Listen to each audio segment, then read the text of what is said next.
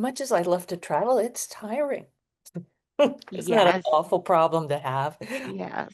I know. And it's like you're really happy to be having adventures and but there's nothing like coming home Oh, after that. So I guess it's like you don't know how much you miss home until yeah, you yeah, leave it.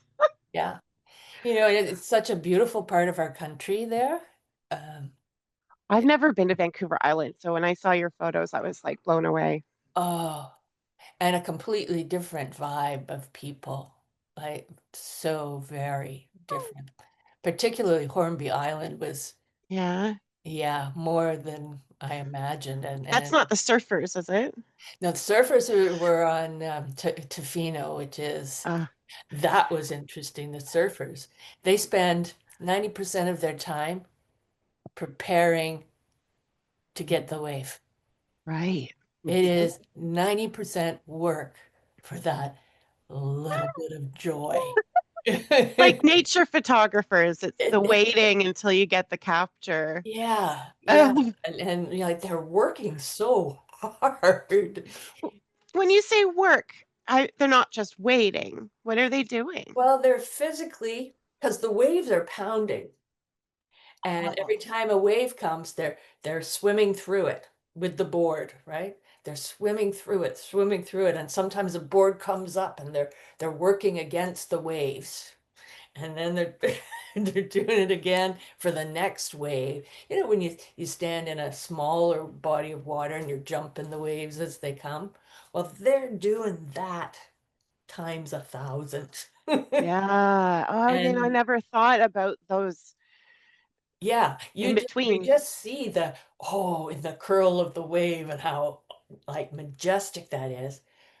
But 90% of their time is fighting against that power. And uh, and then they stand up for a couple of minutes. Not even a couple of minutes, not even that long. And that's the Olympic feat of it all too, right? Is Yeah. to be able to stand. Well, exactly. That's the moment that you Right. you photograph and you capture and it's such a small part of what they do. And there were people like mostly young men, 25, 30, young men, um, from all over the Right. world. So it's a famous Tofino, famous Yeah, place for yeah, surfing. yeah. So, I went to ask this man a question, and my English, not so. Oh, not from around here. Not from around here, but they've all got like Hey, gnarly dreads and excuse me. No, no, no. Let like go. That's mine. That's mine. Mine. Go lay down. You go lay down. No, no. Hey, oh, he's been a bit of a brat this morning. that's okay. It's what they do. It's really Yeah. nice to see the relationship between the two of you, though. To see the photographs and just the angst of. My cousin has a dog. She's older now, maybe 12, 13. She's a Hmm. pit bull. And I've stayed with them. They're the ones in Arizona. And Right. I was catching up with him yesterday, and he's like, there's just nothing like the love of a dog. He's like, it's no shade to any other animal. No. He's like, I know you love your cats, but and I said, it's so true. I, I understood the idea, but Hmm. until you actually have one, it's like Yeah. kids, right? I mean, and they're not for me at all. He, Yeah. I'm so grateful to be over the real puppy, like total training, the being up at night and stuff, but Yeah. he's still a puppy. Yeah. Um, and I mean, what would have,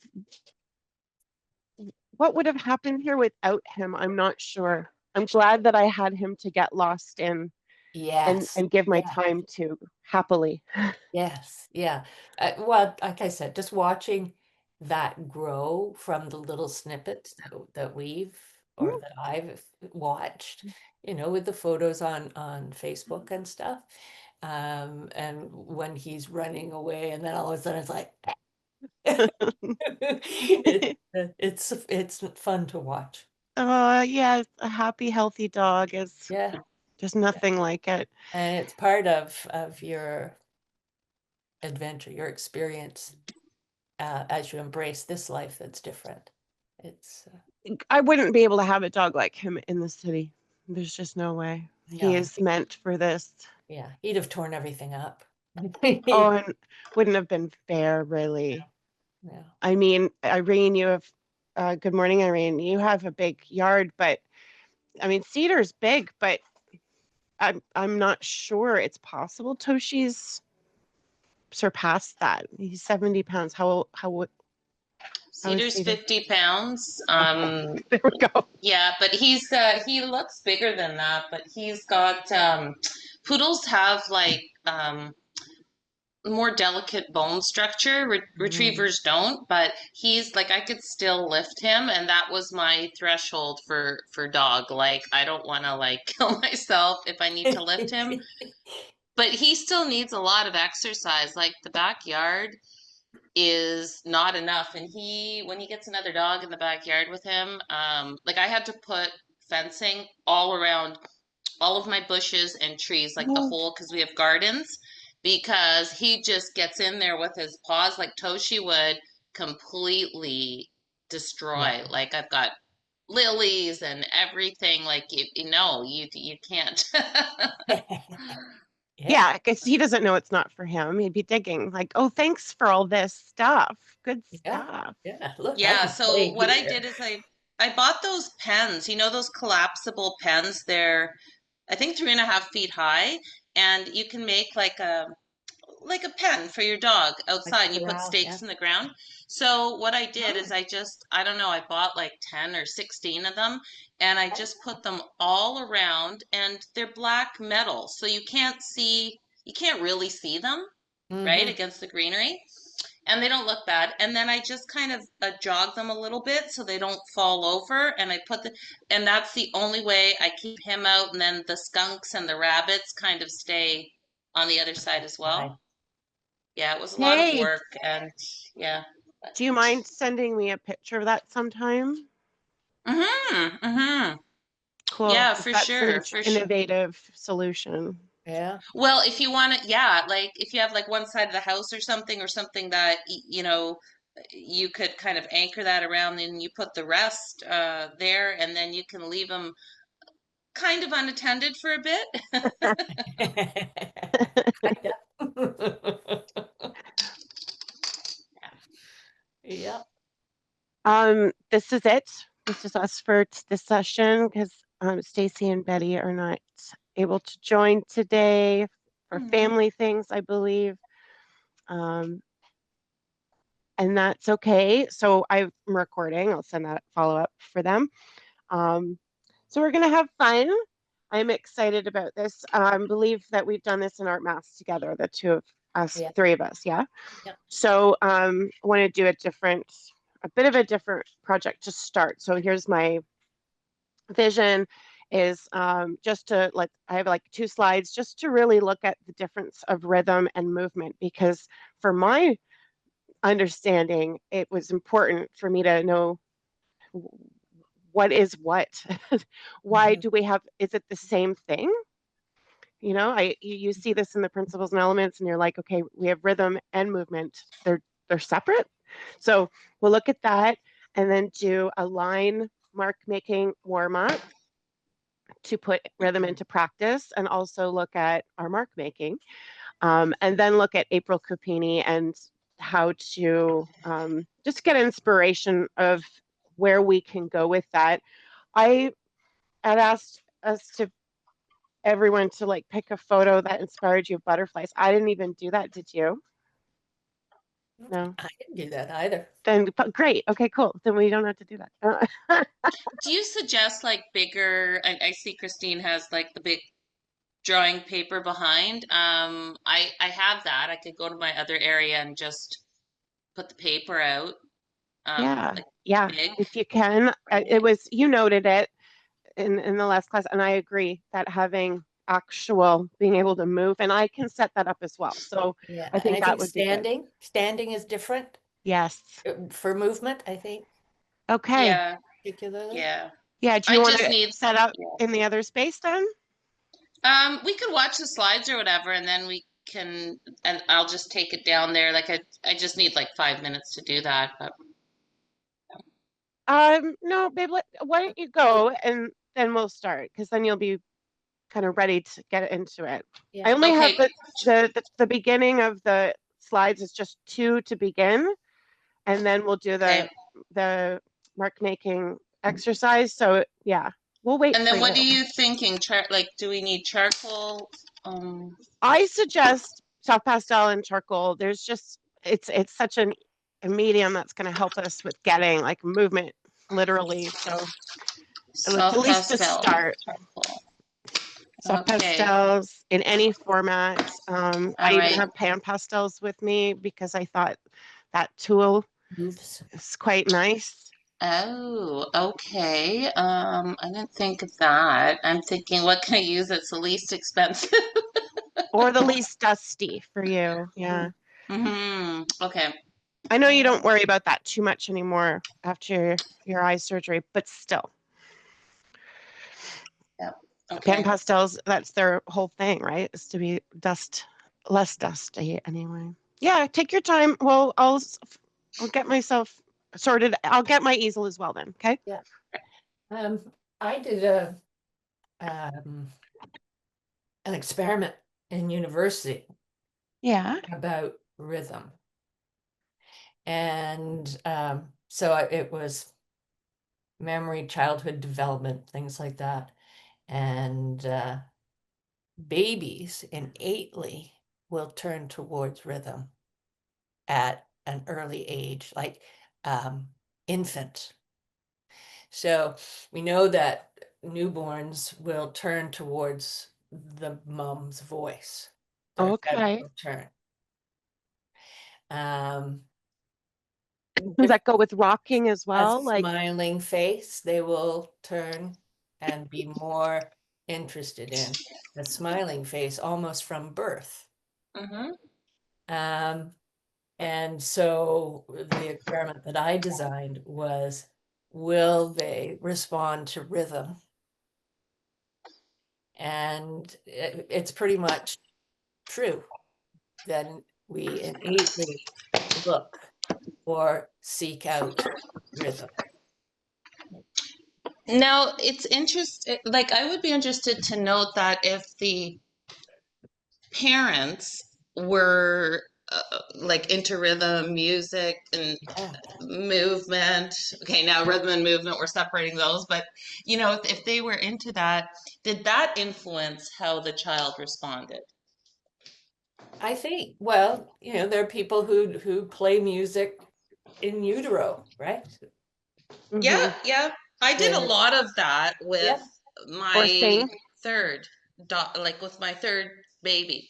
yeah. But with the other two, I didn't as much. Like I don't remember doing that. And this third, so um like she's the dancer. Like she's Hmm. so Hmm. inclined that Oh, way. So Interesting. it's interesting to me. Yeah, yeah, it is interesting that is, and maybe it's the rhythm of the heart that they know. Yeah. Um, I don't know. I don't know, but ooh, this is getting interesting. yeah, I have and a ton music. of Yeah, that is just amazing. So did you do that study? Did you publish this? Like what was it? Or No, it was the exercise was to develop an experiment, and I chose that because of other things we had been studying, and I chose okay, rhythm, and but it's pretty well uh, anecdotally I proven see. that they will turn and their attention will be taken by rhythm. Okay. Um, so just interesting to then take that into artwork and what draws to rhythm Yeah. and, you know, other noises that are disturbing and how that affects Well, development. who is it that had mentioned, you know, that there's Irene, the droning, like electronic music, like EDM, like Hmm. any kind of tech, Yeah, techno or minimal tech, which is very atmospheric and used in a lot of movies yeah, for Yeah. for space or build up. yeah, yeah, And Yeah. I love that kind of droning. It's part of my guess my generation as well because it's been a yeah. you know more popular, but it I've always found it to be a mood thing because sometimes I really enjoy it and then sometimes I can't stand it. Yes, Yeah, yes, you're right. You're yeah. right. I can listen to it for a short period of time, and then if it's on in the background, it's like, what is it that's annoying me? So when you say to build tension, Right. in Oh. I totally get that. Let me bring up this slideshow because we're Yeah. getting it's very, very brief, the description. It's just it was really for when this is 2 years ago now, Irene, Ruth, Penny, and um, was it just us at the time?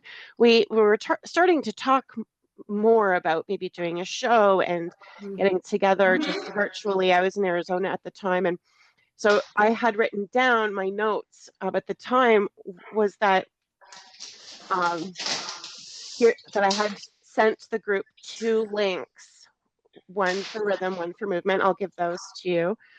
And I found it interesting because at the time we were looking for prompts, and I said that I had a hard time with a conceptual prompt like that, that I mm, needed something more direct. visceral. Yeah. And that had a lot to do with me being, you know, still working on conceptualization and that being too abstract for me. Hmm. Not that I was afraid of it, it's just that I had a hard time with it. So I had to look at the difference of it then, and it still is of interest to me now. Um, Yeah, I love the prompts. I know some people in that little group, they weren't interested in the prompts. Mm. Um, but I love that. I'm listening to everything. I had like cold wax. I did 3 cold wax and oil pieces, and I ah, don't want dust on them. So I'm yeah, like, okay, let's just.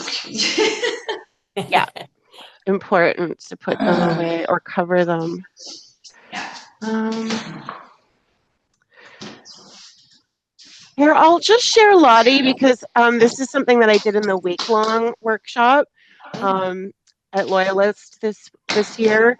That Lottie Stone Anderson, she's from here in Toronto, but she lives now in Vancouver. I believe she lives on the Ah. island. And Okay. since you were just there, Christine, Hmm.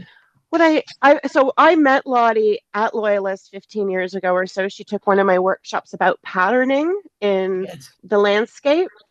And this is the work she's been doing now, and I just am gaga for it.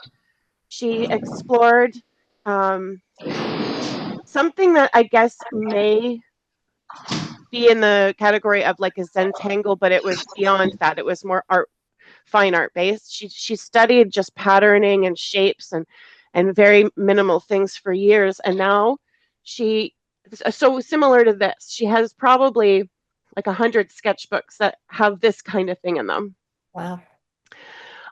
So a lot of repetition, but also just her understanding of space, Hmm. texture, and then the mixed media using paint to be paint and allow it to do what it wants with some control or no control, but that's definitely a controlled thing, even if you let go.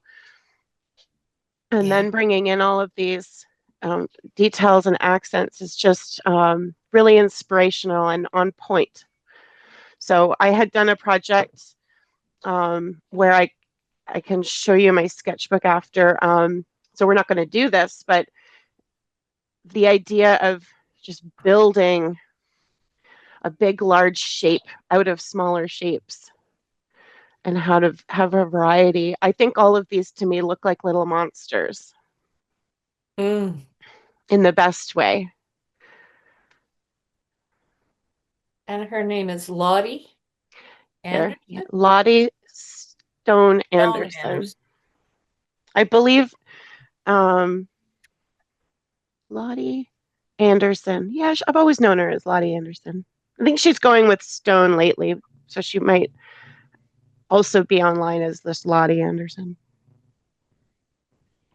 I don't think she has a lot going on online. She's living the life out there, as you know how it goes. Like, that's why she went there, is to Yeah. chill and retire.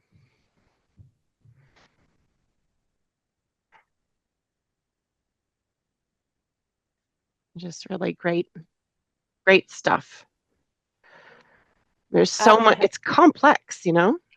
After having just been there, and because of the work we were doing, the patterning, and as I went to each vista or the rocks or the trees to see the repetition of natural patterns, Ooh, something I was noticing as I visited.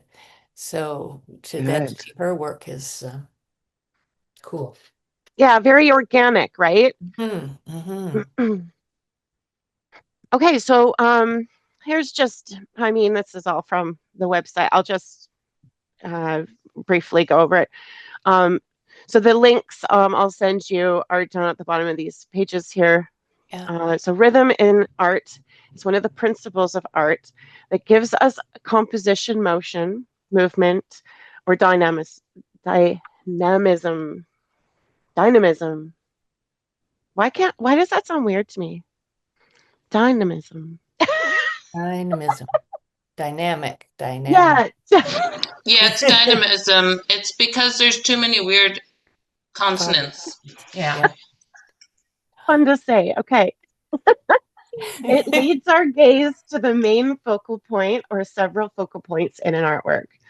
Depending on how it is depicted, it can make an artwork livelier, calm, or energized. While rhythm is the repetition of elements like shapes, lines, or colors that creates a sense of movement and order, movement is the path of the eye through an artwork or a physical change in position. Think of a dance. The steps are movements, but the regular patterned timing of those steps is the rhythm. In art, movement guides the viewer's eye, and rhythm is the technique of repeating visual elements to create that guiding flow.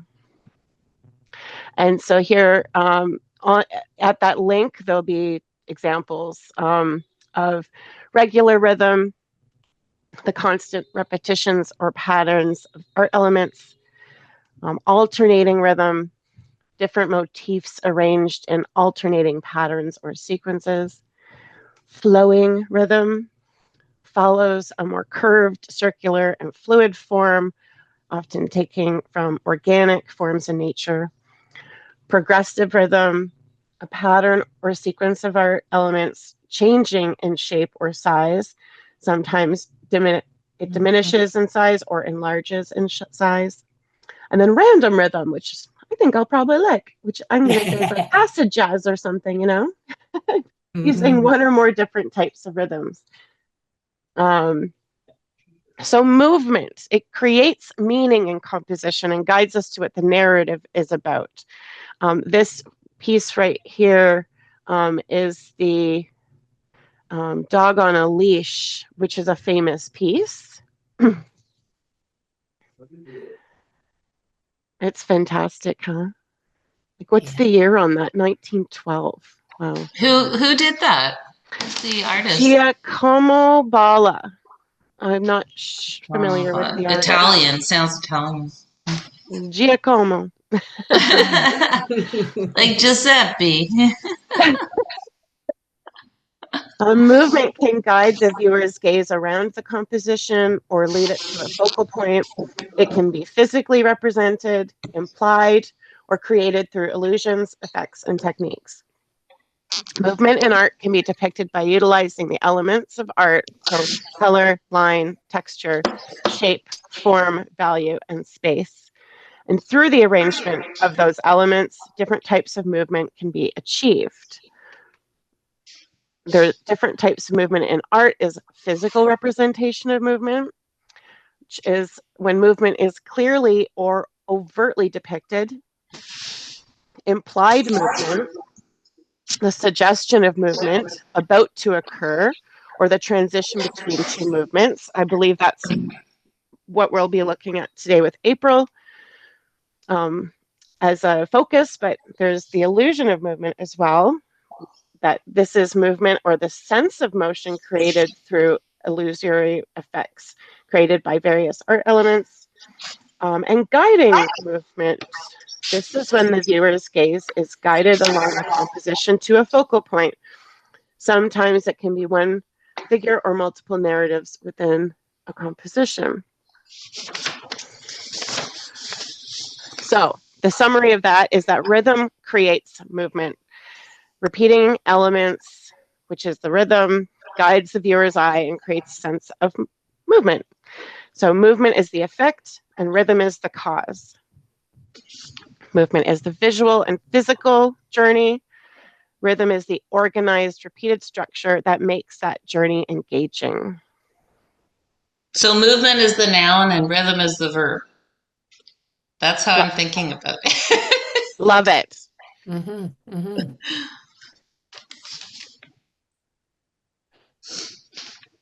So let's start. Before we look at April's, I don't want to be too influenced, just to get us warmed up. I have a project from,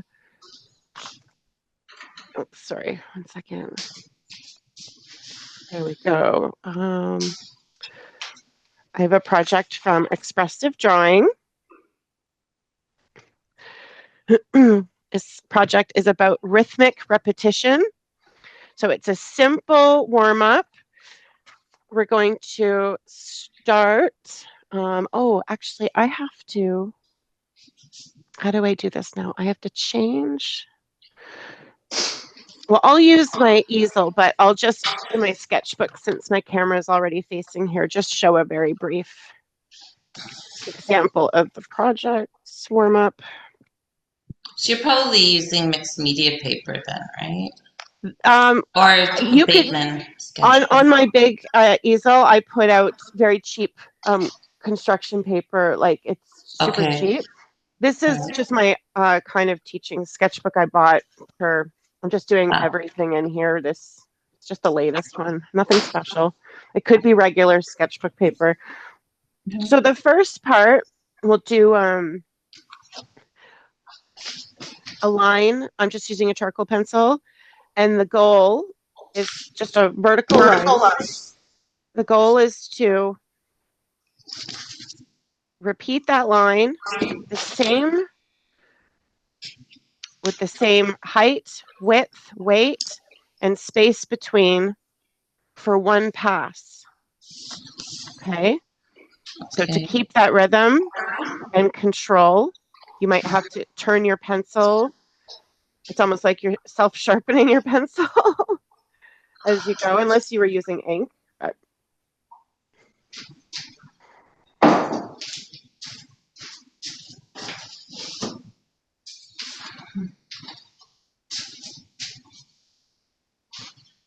and if ever, I guess you have to talk yourself through this, that they're not going to be entirely perfect because you're not a machine. So you have to trust the repetition. You keep doing it as best as you can. You keep going back to looking at that space in between is just as important as the line you make. And don't judge, just keep going, because the effect is only achieved with repetition.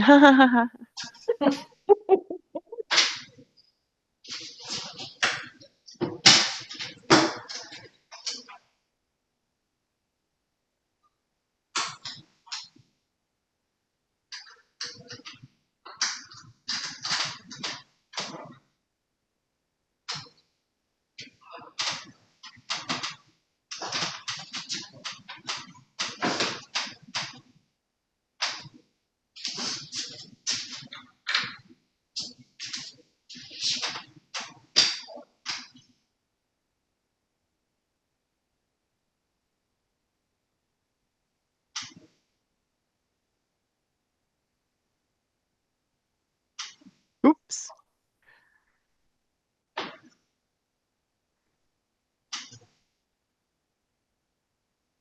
Wow, you've obviously had much less coffee than I had this morning.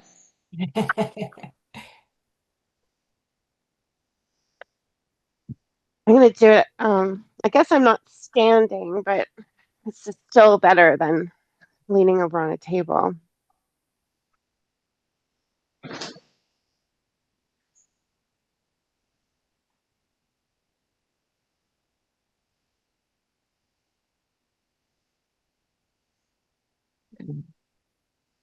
I'm trying to get them the same, but they're wonky. Mm-hmm. This totally reminds me of when I did color charts at TriArt. You know, in the end, it looked pretty uniform, but as you're doing them, you'd be like, oh man, that brushstroke sucks. Yeah. But also with a pencil, well, I'm using a charcoal pencil, it's getting duller. Mm-hmm. Yeah. Right? So when you finish that sequence, the next sequence is to continue with, let me see how I'm just going to read it because the way they explain it is good. Here we go. Now begin to create interest, tension, and vibration by doing the same sequence, but changing the width and weight of the bars. Make some fatter, others fatter, and so on. You might make them darker. You can also use your eraser to lighten a beat or erase a beat altogether and redo it. Now, isn't that interesting that they call it a beat? I love that.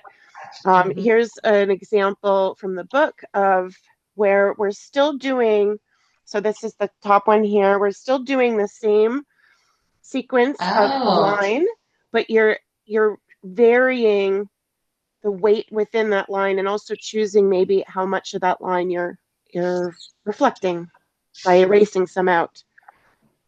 so that looks like, medical charts when Yeah. you, Yeah. Yeah. that's what it looks like to me. Yeah.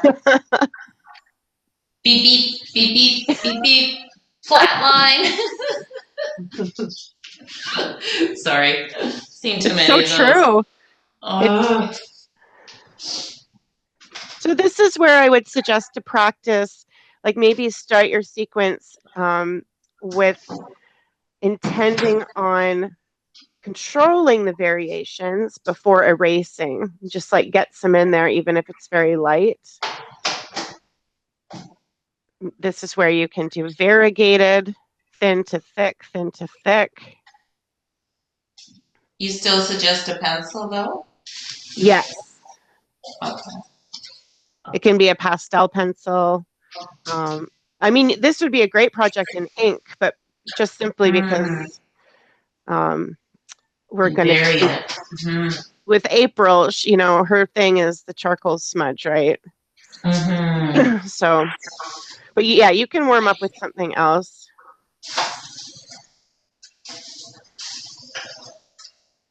Charcoal smudge. Mhm.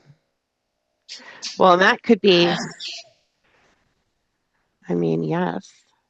I'm going to I've just been start trying smudging. more pen and ink lately, like with the nibs, like what Ruth does, and Oh, yeah. it's frustrating. Do you do any of that, Christine? Ink is not one of my go-tos. Yeah, me either. I like to torture myself.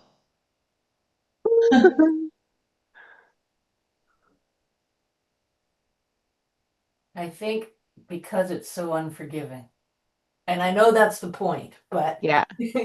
it's for people who need control, it's not Well said. You owned that, Christine. You need it. You Yeah. a want it. I like ink for traveling. Like I love Yeah. my Pentel brush because if you're doing something and I don't want to fuss, it's in ink, it's permanent. I've chosen And it. let it be, right? Yeah. Just let it be. So you're not like mm, distressing it in any like this just random. Like you're No, gonna this one, like, so this one is that you're doing the same kind of sequence, same height, but now right. you're alternating the width or stuff. So is it random or are you intending it? I think you're more intending it. You're alternating the width. Okay, so you can erase it, you can Yeah. smudge it, you can. It's super interesting to see them next to each other because it's like it completely changes it. I'm liking the like the stuff we do in the mark making. I'm trying to use that in like the other stuff I'm doing, like fur or Yeah. um, right. So it's become Good. really useful. This is exactly why I wanted to do the class. Like not because I'm not an abstract artist on, I'm not interested either. I don't want to really go there. Hmm. So I like the idea of just like when Andrew Sukra started to offer a class on just brushstrokes. Mm-hmm. I thought that's brilliant. And I ran into a situation recently where someone has beautiful brushstrokes but hates them. And I think that's also a very important consideration is not just about developing your toolkit of variation and expressive strokes or marks is to also embrace your signature kind of natural mark Mm-hmm. and to that we should be but we also can be kinder to ourselves. Well, it's the tool too. Now, like I really like the last little while, it's like I don't want to use a little paintbrush. Like I got these massive scraper things from Amazon. Like they're like Yeah. wallpaper things, right? To put paint on with, and I'm like, yeah, I don't need Yeah. little. Cool. Like a drywall thing or I'll show you. It's right here.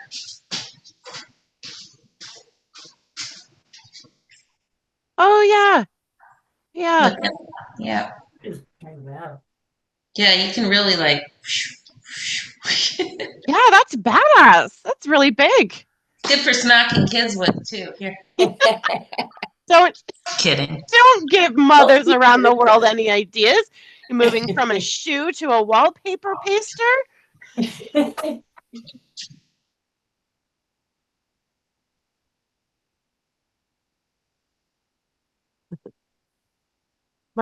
My social media feed is now filled with kids, well, or autism and parenting and stuff like that, even though like it's so by default.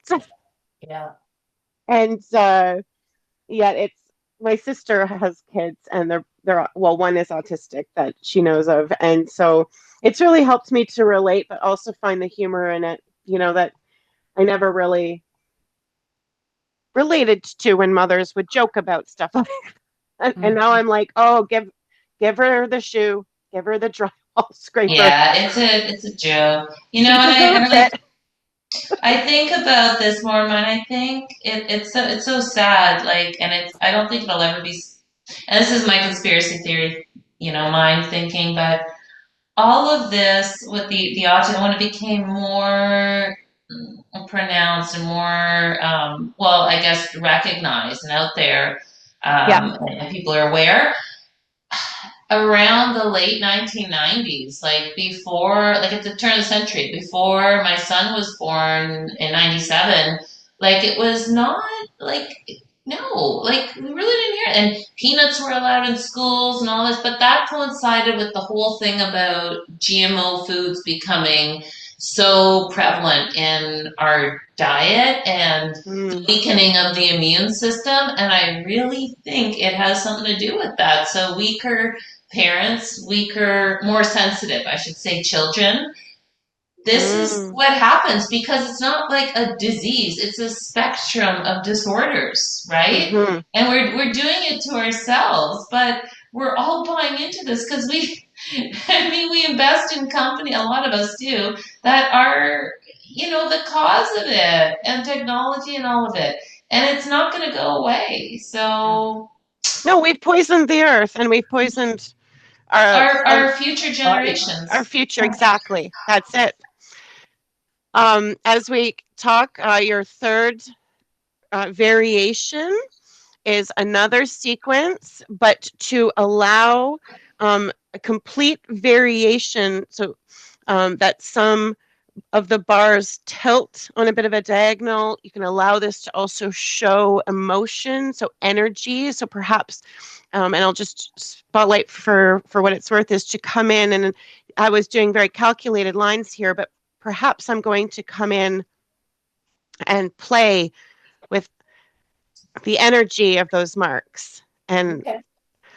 and to create a sequence that is visually pleasing to you, that is either a progression, but to completely vary the width of the spaces between the intervals, and then the bars themselves. So darker, lighter, taller, shorter, and then the energy in which you make that mark.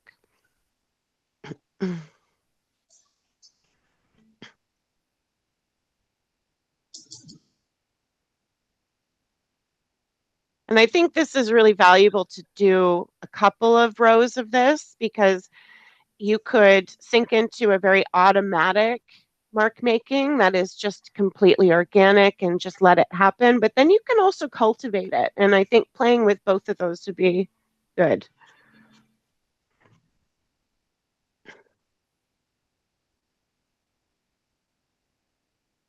So the only thing that stays the same is the height of this bar, the height of this measure.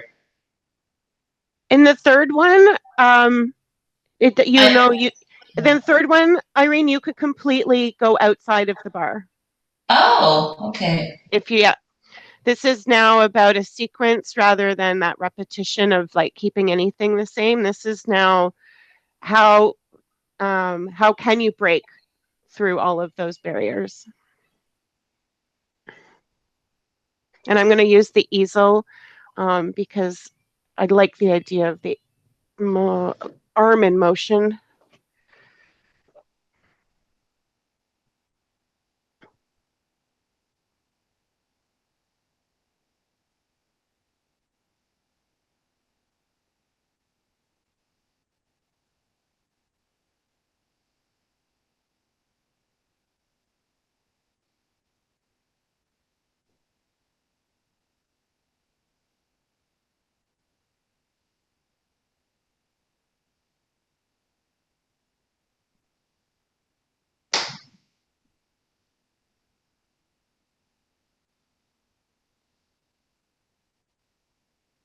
And possibly change your tool.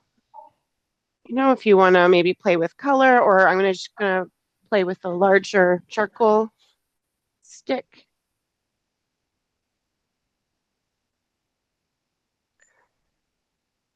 There.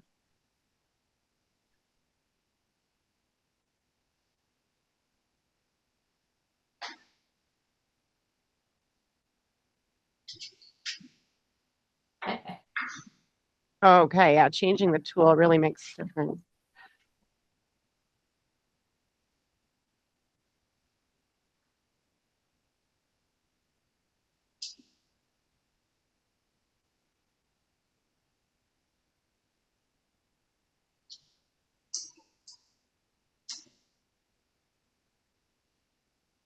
But it's all about going forward. Don't go back in the rhythm, right? Ooh, yes, You need to yes, go forward. Okay. yes. This is not about editing, unless you were erasing because you like that variation. But I see. Okay. and so you could play with, do you erase as you go then if you want to just have that kind of philosophy of continue and embrace and accept? Or how do you go back a second time without judgment? Is like if you can do that where it's adding, either adding to add or take away without reviewing and editing kind of approach. Me not review and edit? Possible.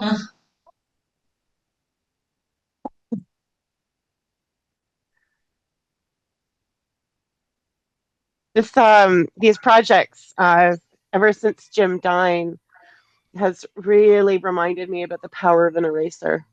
I forgot. I actually forgot.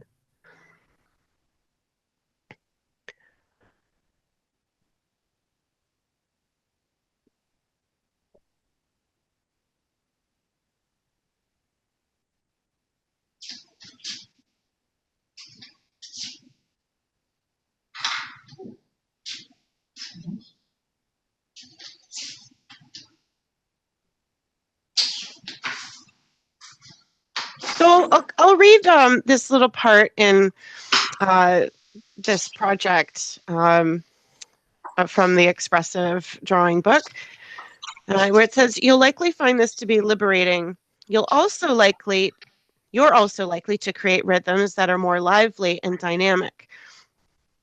Then they show an example of Lisa McLaughlin LaRose's work here. Please. Oh, no, sorry. Replace. There. Her example of her work here. Lisa McLaughlin LaRose does these kinds of things in her workshop drawing. Notice how her sequence begins dynamically with a number of diagonals that point up to the right, then levels off with a number of very similar beats spaced out quite evenly. And the last of these is darker than the rest and acts as an accent note, the strongest single beat in the rhythm. That is interesting, actually. Just those last in the So sequence there. that's like emphasis. That's your right? And then like a little bit of order to the chaos. And so it is like music, right? Where you have these different sections. And after, so those the last marks act as an accent note, the strongest single beat in the rhythm. Then after a nice little rest interval, the rhythm takes off. A number of taller vertical lines appear very quickly, one after another, forming a cluster of beats. This is very interesting to read a verbal description of lines on a page. This is followed by more tall notes leading into a second cluster, though not as dense as the first. After this, the rhythm returns to shorter bars that are more openly spaced.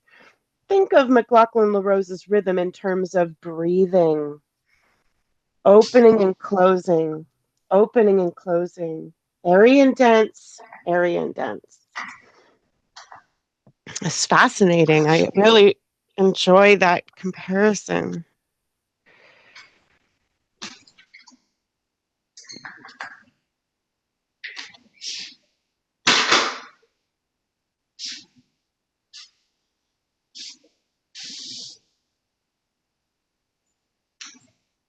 Here's some examples when it comes to using paint, which is great. And it's almost like she's using a tool like your wallpaper scraper there, or more of like a plaster tool, but very nice variegation to be able to use a brush. That's fun. And then here is another variation where you have organized repetition.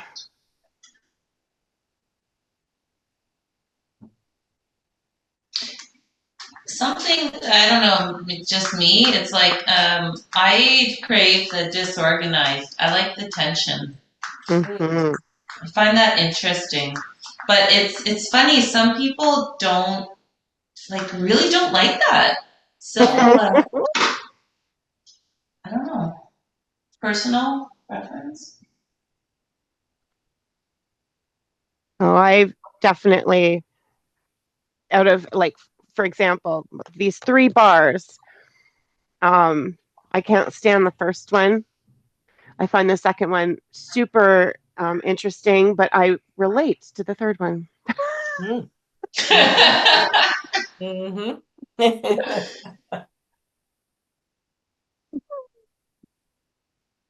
I'm going to pull up the slideshow again. Let's look at April and talk about how we can um, continue with inspiration that's more organic. Enough lines, at least organized lines.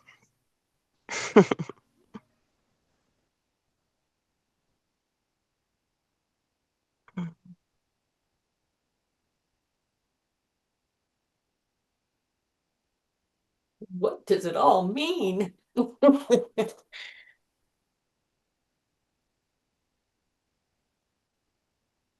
right. So something that I had noted is that that the what I get inspired by April, we'll look at some of her works, but is really the gestural nature.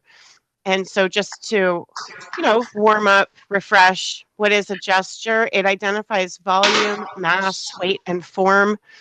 Just as in life drawing, a gesture can capture action and movement better than a contour can. So these are previous works from, this was Art Mass, that was, in spirit of what we're going to look at today, like videos of slow motion. And so that was like also really interesting of doing variations, different angles. Mhm. Another workshop we looked at, so charcoal for the gesture is definitely easier. So looking at, how I often say, let the medium or the technique tell you what to use. Having something that allows you to apply pressure or a gradation. So that's watercolor.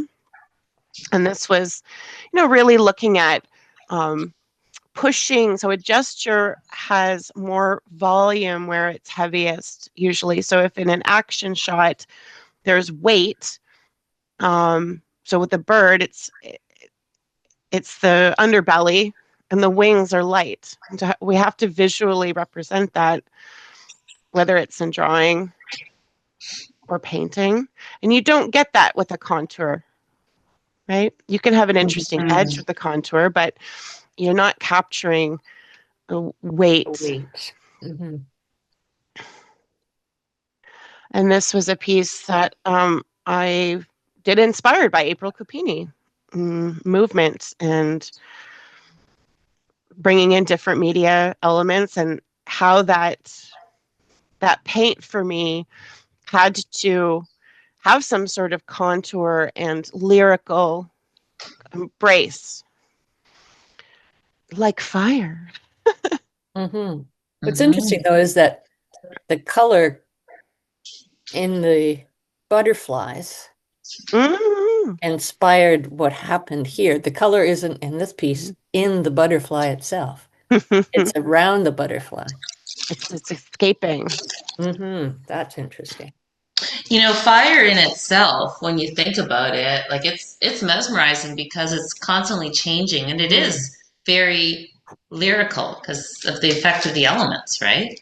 Hell yeah. And the movement, right? It's all repetitious, but it's all varying and different. So isn't that like a mind bender, right? Mm-hmm. It's Um, organic. yeah, it's like it's predictable and yet not predictable. Like, and I mean, I have a love of fire, but mostly, I mean, it is inspired by forest fires. Um, Mm. but that whole, like, how to capture that has been a personal mission in regards of the glow. But I don't think up until doing this piece did I ever really look at fire as movement or having a rhythm to it. So that to me, that's kind of a turning point, which, yeah, I just observed. I found, so when you Google butterfly in motion, all you get are static images of like different phases, different orientations. intermissions of it. And I found there's really not, other than video, any way to showcase movement. So doing a sequence like this, I think is, absolutely like it'll achieve the mission. I loved this. This was grainy the way I found it, but isn't that neat to see the steps of a moth in motion? So that is something that could be a cool reference, and to organize like a sequence. I also thought this was an interesting piece, even though it is stiff.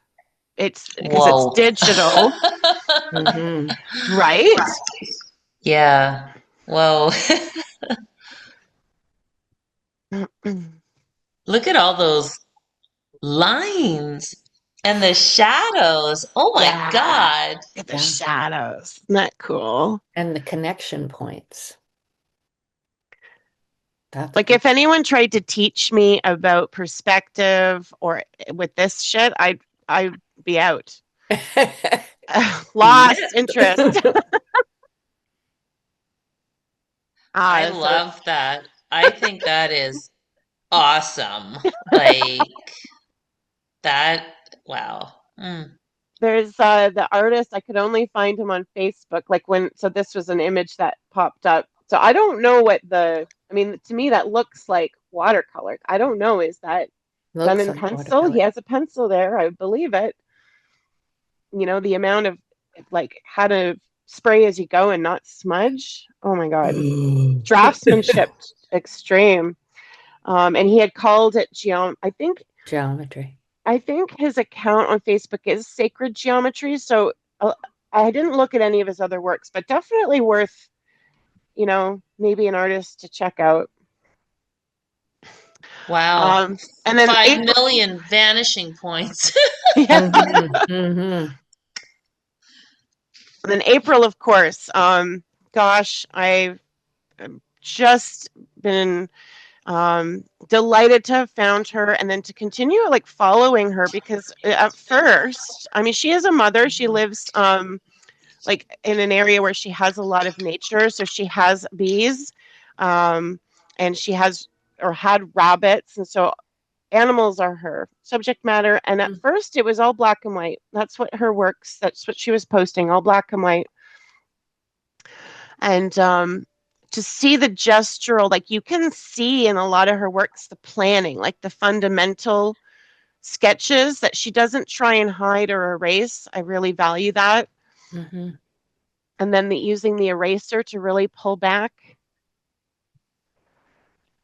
The motion lines, which she's standing at. I think a lot of her works are on full-size paper, so she's standing, she's in movement herself. None of those lines are stiff. She wrote on one of her posts, some of my drawing is sometimes not very good, especially when I'm tired, which is often. But if I can make one little spot extraordinary, one spot where I'm taken over with delight or excitement, then it's satisfying to me. Cool. And it seems to represent life pretty well that way.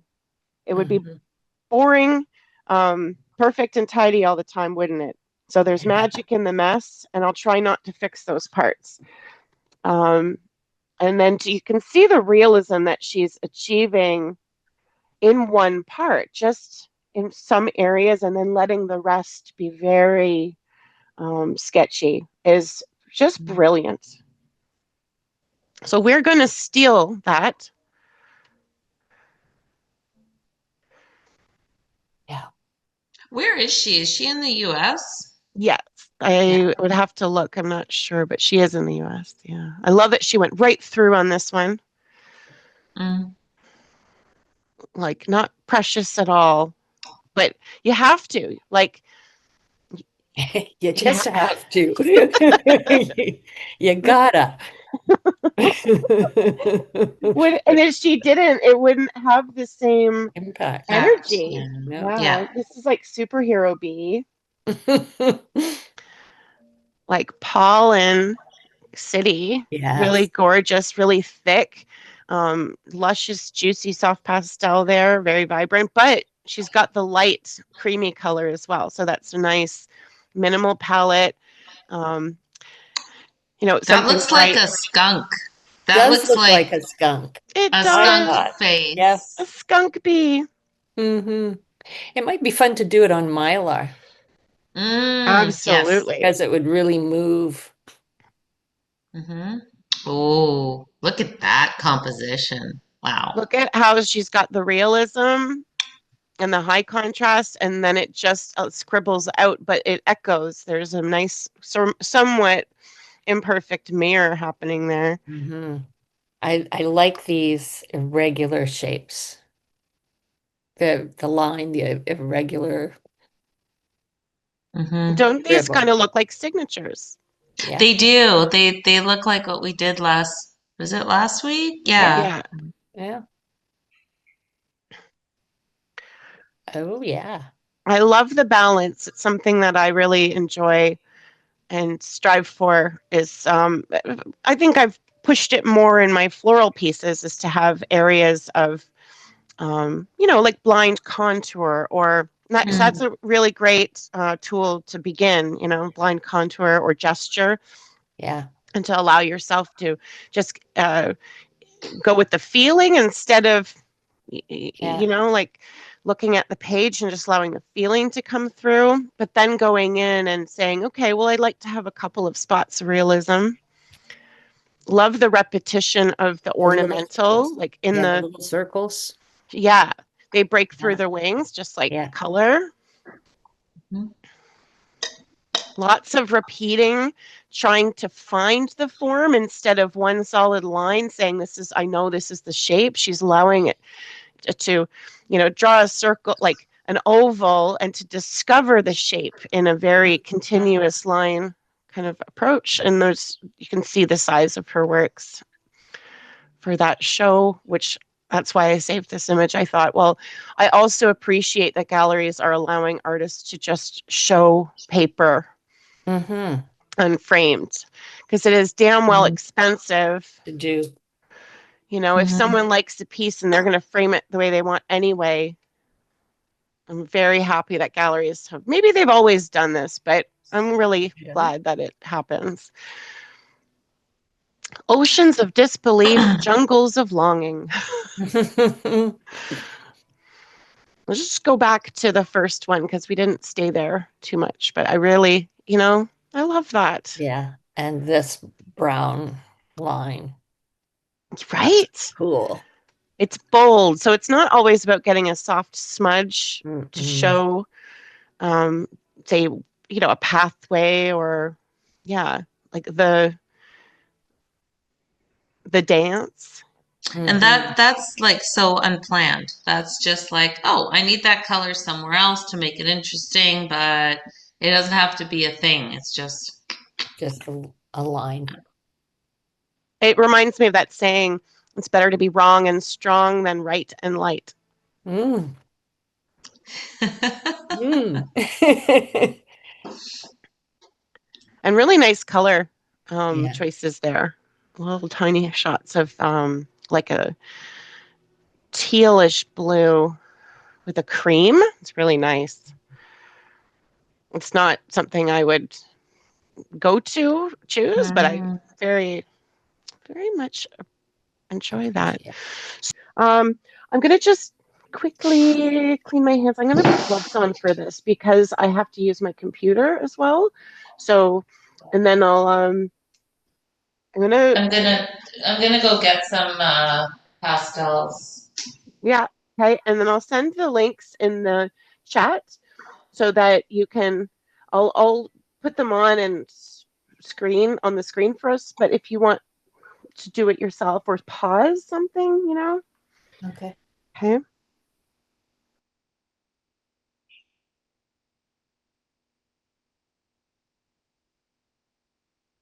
I don't know if they'll come through properly. I'll put them in the follow-up. It's okay. I'll just, once Irene's back, we'll start one.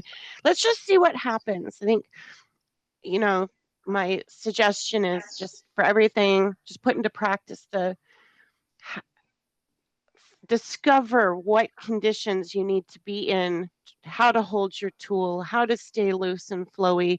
Don't worry about keeping up with the video. It's slow motion. Just, if I think what we did in art mass is if someone wanted it to be paused, you just yell out pause. Yeah. But that just to keep going. Okay.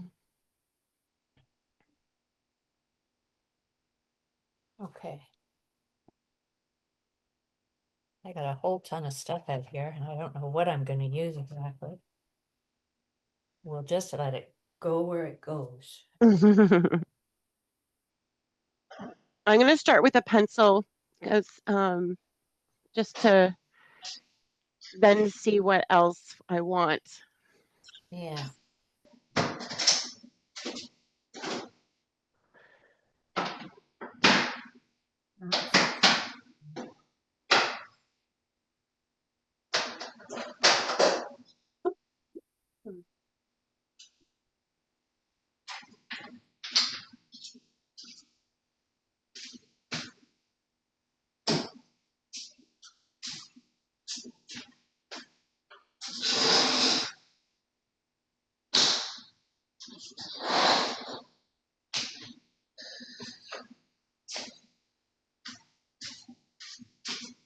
Wow, is it ever warm out? Oh my god. Is it? It's warm. Like the sun is coming in this window. I'm like, I turned off the AC. It's like, what the heck? It's hot.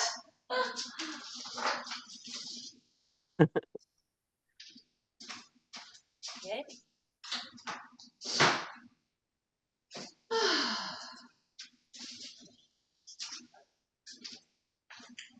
That's true. This morning, I will say I didn't notice the temperature because it was just the last 2 days that I was really cold.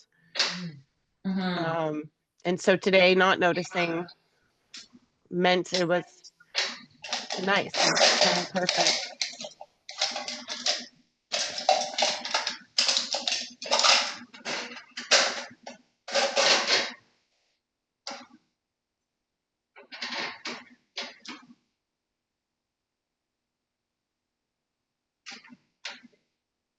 Okay. You setting up to watch the video, Irene? Oh, yeah. Yep. Yeah. Okay. Okay, let's just see. Let's start with the first one. These were the ones I chose today, and we'll start with moths and beetles. On pause. And I did still have the 2 links that Tony had sent us from before that had the funny narration, but since we've Ant already Lab seen or them, something like that. I think these are still from Ant Lab. But they're new videos for all 3 of us. Okay. Share.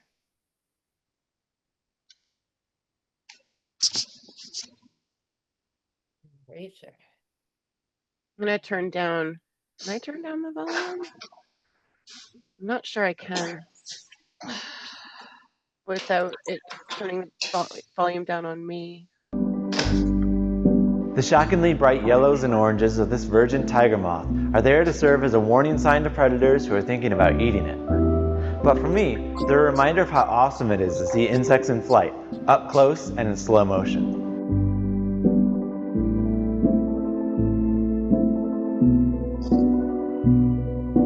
I mean, the thing that really gets me about this and all the rest of the bugs you'll see in this video are all the details there are to notice. Like for this one, how the wings flex during each beat, the long tufts of hair-like scales where the wings meet the body, or even how the hind wings are delicately fringed in a slightly different, lighter shade of orange.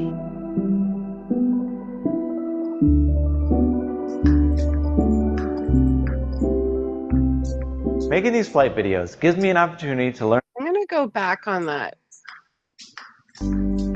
The shockingly bright yellows and oranges of this virgin tiger moth are there to serve as a warning sign to predators who are thinking about eating it. But for me, they're a reminder of how awesome it is to see insects in flight, up close and in slow motion.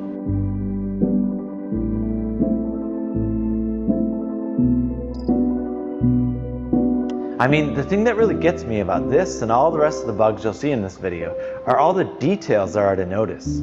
Like for this one, how the wings flex during each beat, the long tufts of hair-like scales where the wings meet the body, or even how the hind wings are delicately fringed in a slightly different, lighter shade of orange.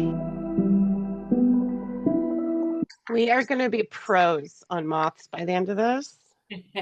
Like, not even the drawing, but also the detail of this guy. You know what I find Hair hilarious? Well, it's just fascinating is the wings are in such concentrated, perfect, like aerodynamic form, and they're so, it's so planned out, the flight path, and the legs are just going all over the place. Oh, I have to, I almost want to see that again. Okay.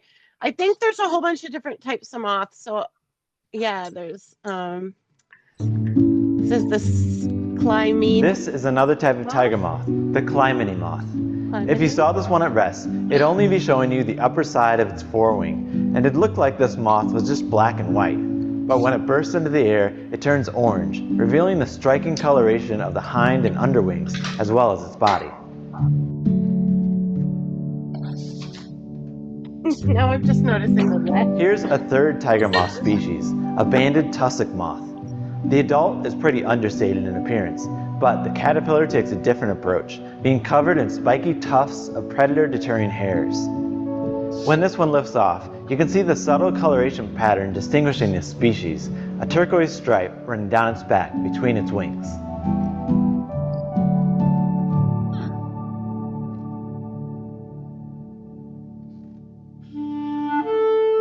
A lot of insects I filmed don't cooperate and won't fly in front of the camera. This Luna moth was one of them. Luna moths were on my bucket list of things I wanted to film flying, but all I could get were a few half-hearted wing flaps and then nothing. But a giant silkworm moth that I seem to have great luck with is this, a Polyphemus moth. The last moth flight video I made had one of these in it, but this one is a male, which you can tell because of how big the antennae are.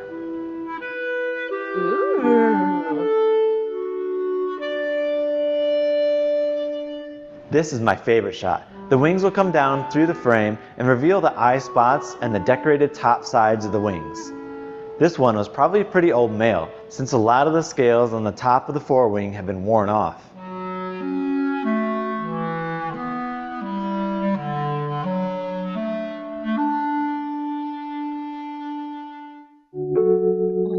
Lifting off from my finger, this is a waved sphinx moth.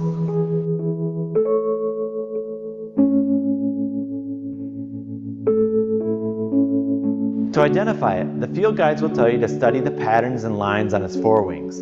And after staring at it for a while, you kind of get lost in all the detail. At rest against the bark of a tree, these patterns would make the outline of the moth nearly invisible.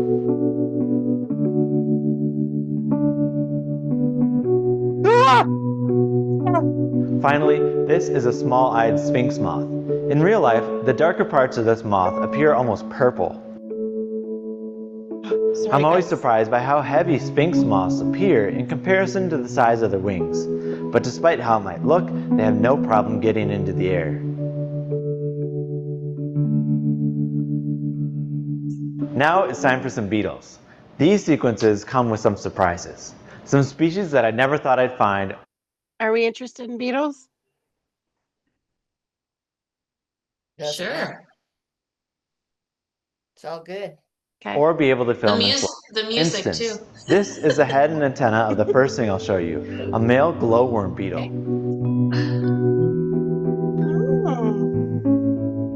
Males like these are easily distinguished from females because females look something like this.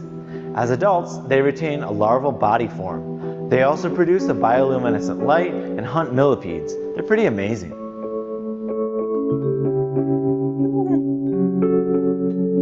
The males take flight with their giant antennae, trying to locate and sense the long-range pheromones females use to attract them. Besides their giant antennae, the males are pretty unique with their shortened elytra or hardened forewings, their elongated body, and their bulging eyes they use to sense bioluminescent signals of glowing females.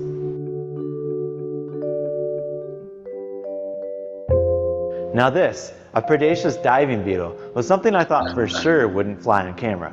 I mean, its preferred mode of getting around is swimming. But then it did this, popped open its elytra, awkwardly found its footing, and dove headfirst into a flight. Ooh.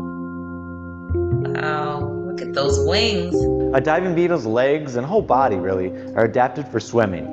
In these sequences, you can see how their paddle-like hind legs get no traction when they try to push off and leap into a flight. On the right, notice a droplet of water that came off the beetle for a sense of just how slow motion these sequences are. Wow.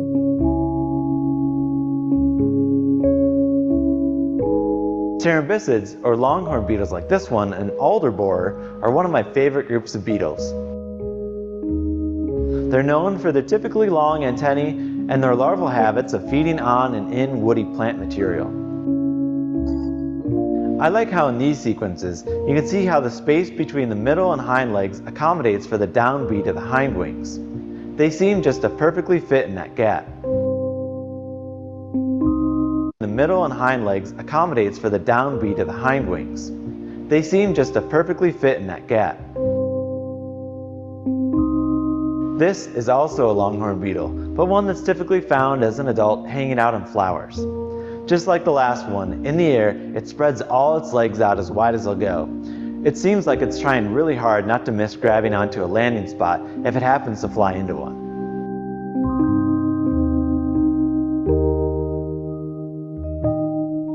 Finally, at just about 6 millimeters in body length, the smallest insect in this video is this long-necked ground beetle. A thing to notice here is how the wings are nearly folded in half at the start and only unfold once the beetle starts flapping. It's like this little beetle has to shake them open.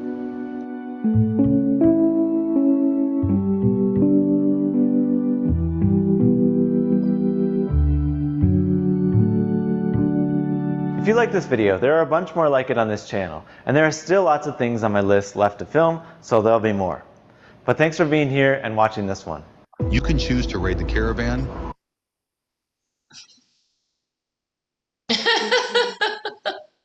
Okay.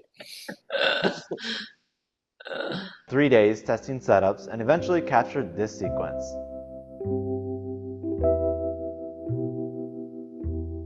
First out is a blue frosted banner.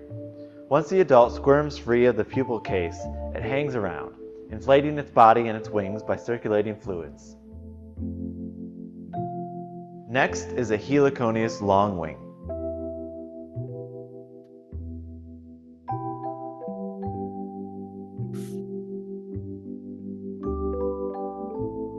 And last, a monarch.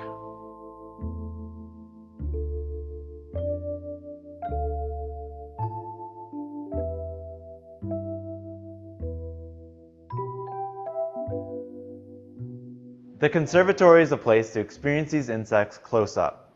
But even with the relatively slow wing flapping of butterflies, it's hard to appreciate what they're doing without a slow motion camera. So here's a collection of sequences I captured by filming at 1300 and 3200 frames per second. These are two species of longwings in the genus Heliconius.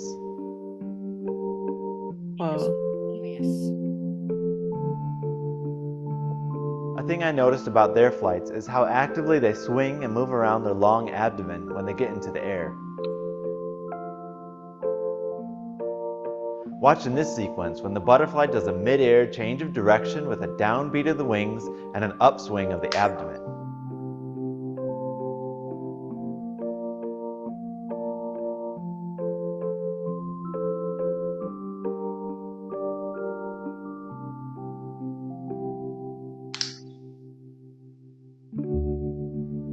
This is one of the most iconic tropical butterflies, a blue morpho. When this one lifts into the air, you might notice something a little strange. It's not alone. It's dragging behind a mate, still coupled together. What? Whoa. A lot of insects do this, flying around as an attached mating pair. I've tried to capture this before while filming flies, but I could never get a good sequence. So I was shocked to capture these. It's incredible to me that only one of the butterflies does all the work in lifting their combined weight.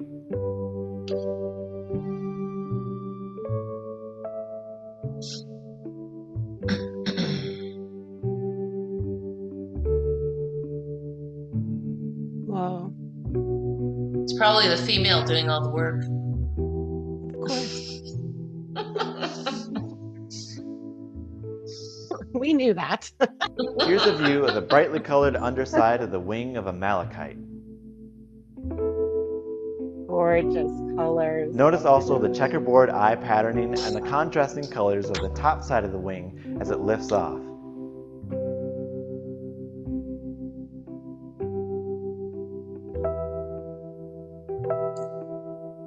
Finally, this cattle heart waves its front legs around before springing into the air.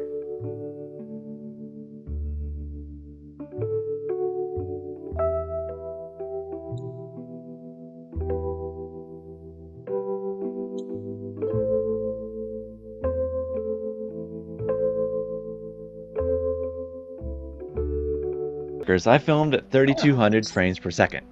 I was curious to see if at this speed I would notice anything unexpected about how they fly. Oh. The first thing I noticed you can see in this clip. Watch this one's tarsal claws at the end of its legs. You can see how much they bounce. I'm going to pause that for a second, just so that we can get like a gestural base.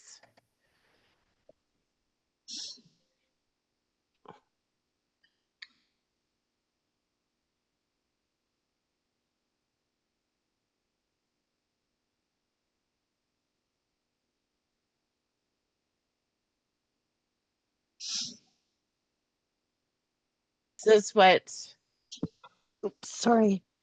So you might have heard me scream while there was a huge spider. It was huge that just walked across the floor of the studio while I'm drawing, and I got freaked out. And I mean, it's harmless. It's now gone, doing something else, but it was a really big black spider. And so we're watching videos on insects. I see this spider. Big spider. I'm like, should I just start drawing the spider that I'm looking at? Okay. So I started with charcoal pencil, and I really ended up doing there were maybe 3 different moths that I used to do one, because even though it's slow motion, it's still not long enough, right? I found the pan pastel to be really exciting right now with the color, and then the tool, and then so getting into I was trying to push myself to use an eraser with the cocoon, and that was feeling really great. And then I was like, I don't even need to draw the thing, it needs to have the feeling or the color. So then there's depends on where you want to go with it.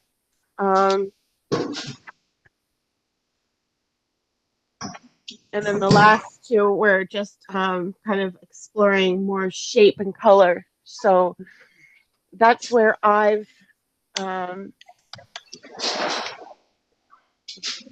Where have you been, Christine? Woohoo! Yes.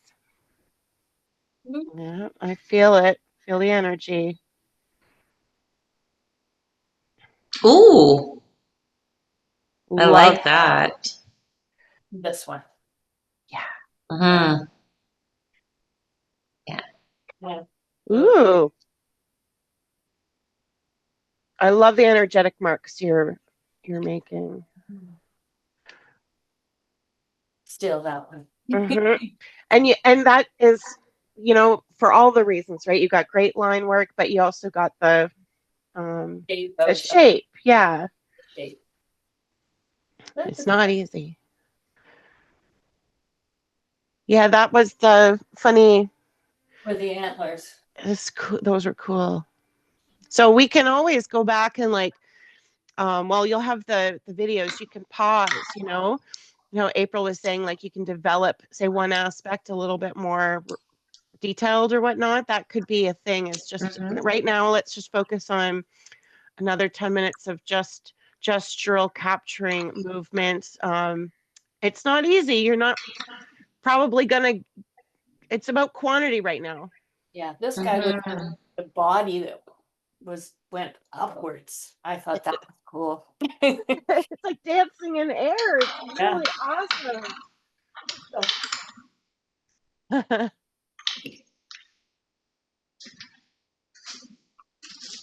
Okay.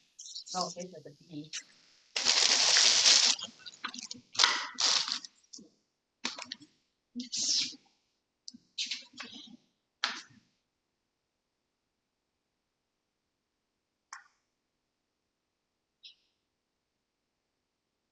I found it difficult to think about color because it was going so fast. More about, I don't know. Yeah. And so, I mean, this whole idea of drawing from a video is one thing, but, you know, having an image or a photograph and then being able to show motion implied, that I think is more realistic. I did these yesterday for fun because I did look at. Oh, beautiful. And was that with a photo then? It was the work of the artist that you had shown. April Coppini. Okay.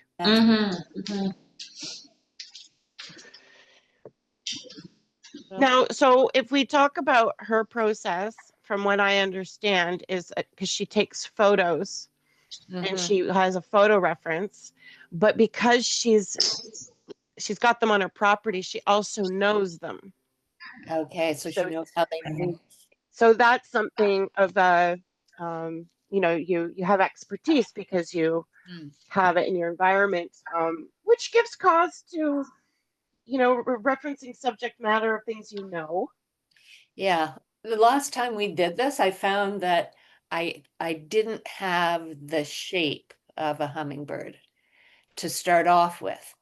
And so that complicated things. Yes. But, you know, being able to look at a still and get an idea of what the shape is first. The anatomy. And, yeah, and then the movement. The gesture. I did some of the bees. Well, this is just in pencil, but I did these on Sunday. So these are my cone flowers outside. Oh, Lovely. And then there's 3 bees, kind of. yeah. It's the same bee, but he just visits at a certain time of day. Yeah, That's just pencil. nice. And that you can smudge the pencil. It's beautiful. Graphite.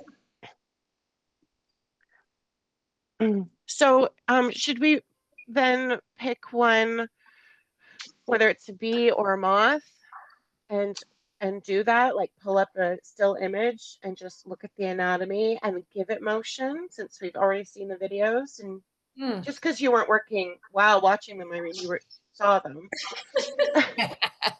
You saw them. I saw them. Yep, that's my bad. No, but I've got my paper. I've got my paper here.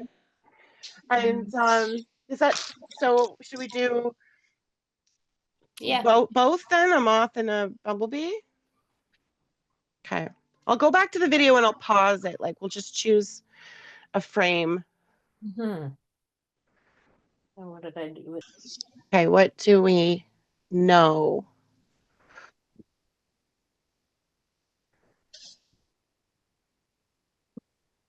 We know, if we were to break it down, that the head is an oval and it comes to a peak where the tongue comes out. The eye is on the side. It's another oval. Then there's kind of a very hairy, more circular part where the wings come out of. And on that side. And then there's this banana, I'm going to say banana shape. Mm-hmm. And then we have that contour, like if you were wrapping, Yeah. we have to show the form. Mm-hmm. And then the legs come out of this middle section part here. And they have like stilettos. Never thought of them that way. Or knee highs. They're almost like boots and they're very hairy. Oh, see, you know your bees. They're very hairy. I did do a really cool set of the bees, of a bee in my endangered animal series. So that Yeah. was, I mean, talk about it, mark making. Holy crap. It was a lot. It was a lot of lines. So there's three basic like Segment. shapes. You've got an oval for the head, then you've got the is it called the thorax? I can't remember. More Like, circular. yeah, like the shoulders Yeah. and the torso, thorax. We'll just say Yeah. that. And then the abdomen. I think that's right. It's abdomen. The stinger body part. Abdomen. Yeah, that's the Okay. abdomen. Yeah. Yeah. And I Okay. think this sort of like idea of going in and doing it very sketchy and exploring and erasing is April's approach. So, you know, coming in, making those observations from a still does make a ton of sense right now. Because the drawing from motion is like, Challenging. it's impossible, really. It's impossible. We're watching like slowed down slow motion. Like you can see that drop of water from that beetle. I mean, and it's still impossible. So I kind of like the idea of how do we make still image look like it's in motion by showing tracers, you know, like. So the legs come from the thorax. Yeah. I think four of them do, and then two of them come from the or do they all come from the thorax? Yeah. They all do. It's the front and the back. So it's this middle Oh, part. That's okay. where it comes out of, and then this part, it's like down by its neck, and then just below where the wings come out. So I mean that's good to know because you need to have these things like that's the stuff that has to be right. Right. Yeah. So I'm gonna go back to this video, just share it so you can see what I've been looking at while I shared my sketchbook. But I was looking at his video, the beginning here. And so you can see, oops.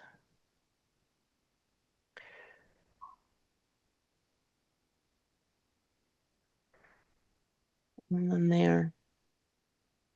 See right here? Like. Oh yeah.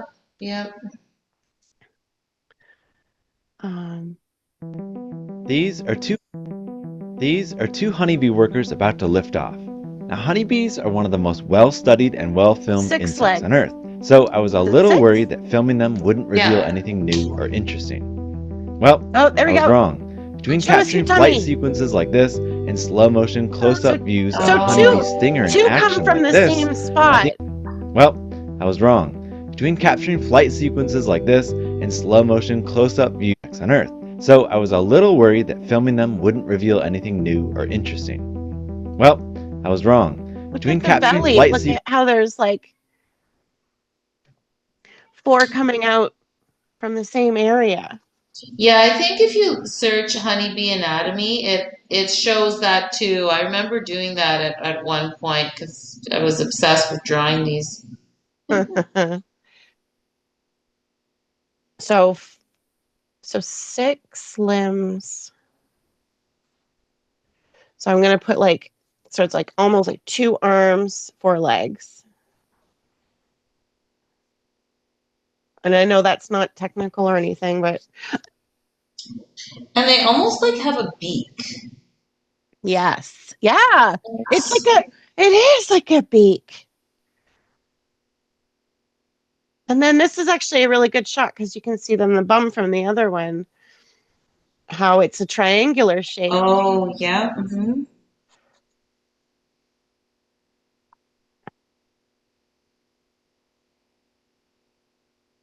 Beady little eyes. Actually, they're big eyes, compound eyes. Yeah, they're huge.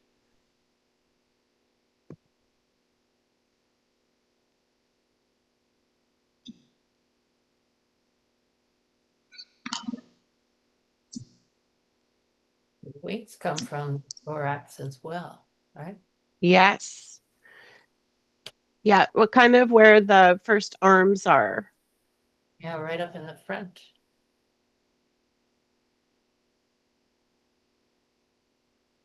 And some. And there's 2 sets.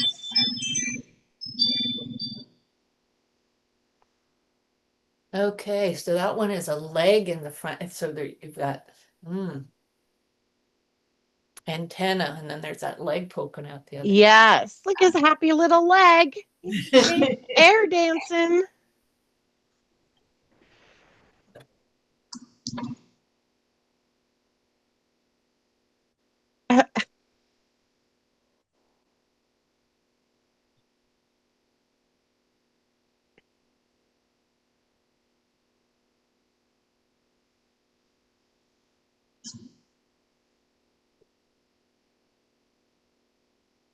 I do quite just enjoy the charcoal and the smudging and erasing, but I can see why she started to bring in some color because then you can really identify some of those parts.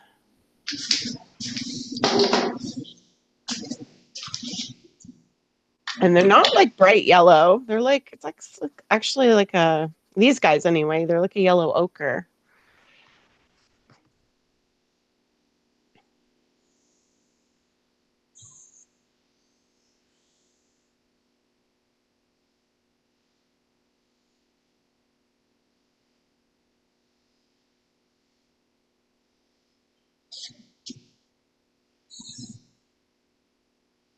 Oh, and then the antennas come out kind of above the beak, so pretty low.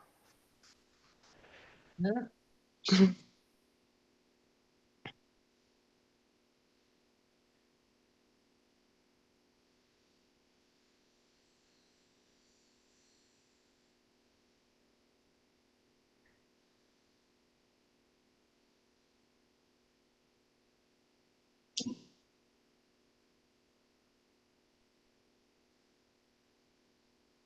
It's not a pointy beak though.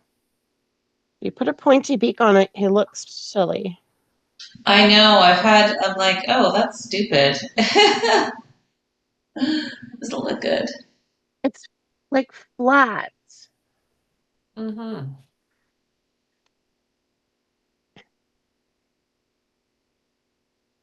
Oh, Mm. that's interesting.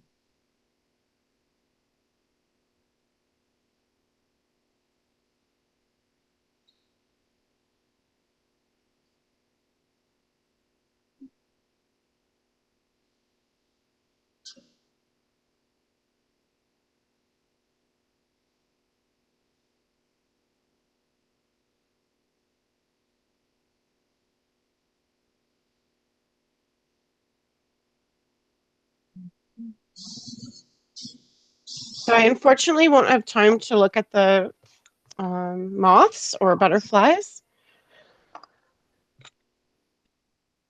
but yeah, stay in touch if you do, because hopefully this is a continuous journey.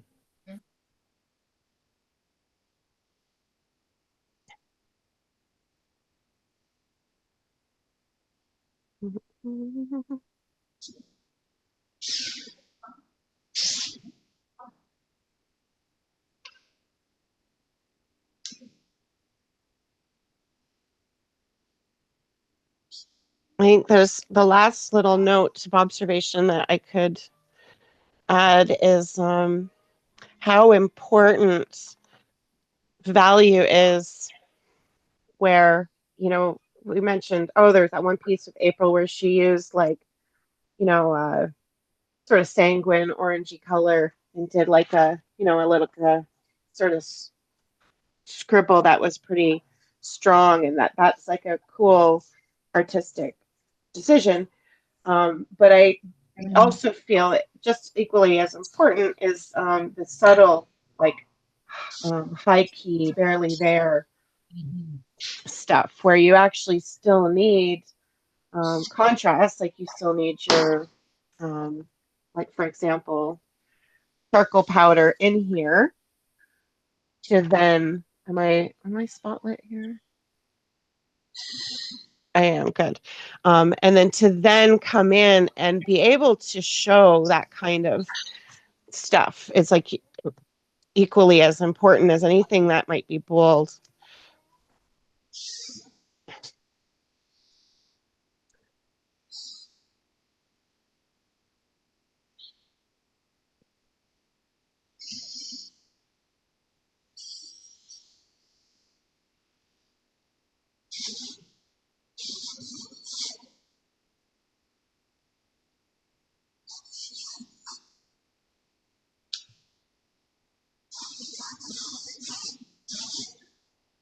Little bee, I shall name you Ducky.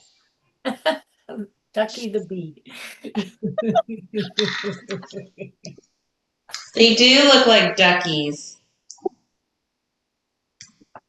Now that I've seen their mouth up close, I can't get it out of my head how much of like maybe more platypusy almost. Mm-hmm.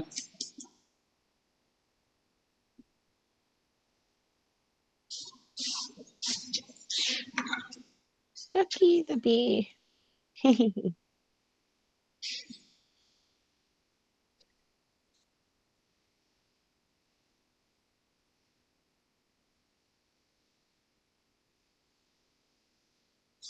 So much to my really truly sadness is to say that this is the last class of this series. I'm going to always try and incorporate how to bring this back into something that makes sense, or that is either applicable to something very intentional or general like this. I like both. I also feel that who knows what kind of class concept in the future actually might be good to just focus on one animal, because I still love drawing animals. And yet I really do love that this is something that can be applied as an umbrella to as you travel. Yeah. Or just really creating kind of that narrative and artwork that has,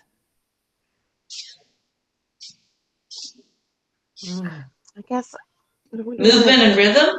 yeah, movement and rhythm. I was like kind of thinking about like song and dance, like artwork. So because like reaching out beyond the visual element and really connecting those other intangible things. Because if like just like I guess I feel like if you had video of a dancer, if you pause it, they look like they're usually in a weird position. Or how one note of a guitar is nothing until you have more. So that is where I don't know, I find it exciting on how to think about the connections of things and how they relate in that way. I think one of the exciting things for me is it's a different way of seeing. It's a different way of Mm, looking, a different way of appreciating, um, by experimenting with these uh, ideas of rhythm and movement and repetition and patterns. yeah, and patterns. So when you're looking at a vista and you see that these are naturally found in nature, uh, Mm. there's a connection that's so rich. It's a lot of power as well. I think, as I look at the whole, I'm really impressed of how much we can do with so little, like a Mm. line, Yeah, yeah, and how much variation is in that, and to really continue to push yeah. our understanding or just like the discovery of that. Mhm. Yeah. Very cool. Okay. Well, then, Christine, I will stay in touch. Okay. Yeah, well, I already registered for the Into the Woods. Oh, fabulous. So see you in November for Yeah, that. that's going to be a lot of fun. Yes, I'm excited about that. And then Irene, I'll see you in an hour. Yeah. Christine, are you doing the chicken winner? No, You're no, not doing that one? Oh. no. No. Well, again, it's about pushing yourself, and I'm not. I've never really drawn animals. I've never really Mm. painted animals. It's never been my thing. Mm-hmm. And it might be something that I explore at a later date. Yeah, trees are Trees. in your Yeah. world right now, and I'm looking Yeah. forward to that very much. Um, okay, I love you, and All right. Bye, Thanks. see you soon. Irene. Okay. Bye. Yeah.